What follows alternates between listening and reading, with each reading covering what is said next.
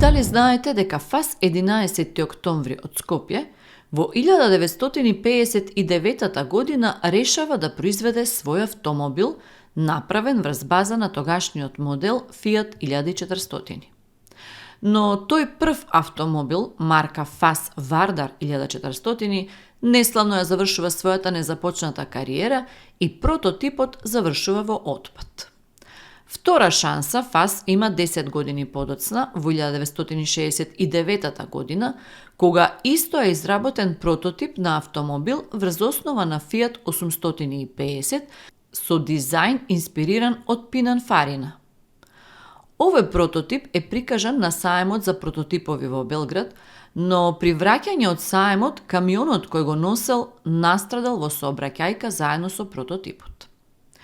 Трета шанса да имаме автомобилска индустрија е 1968 година, каде Citroen доаѓа во Македонија за отворање на погон за кооперација.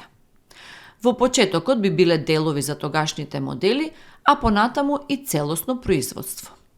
Фабриката Металски завод Тито била избрана како најповолна, а ФАС како погон каде би се склопувале првите модели на Citroen.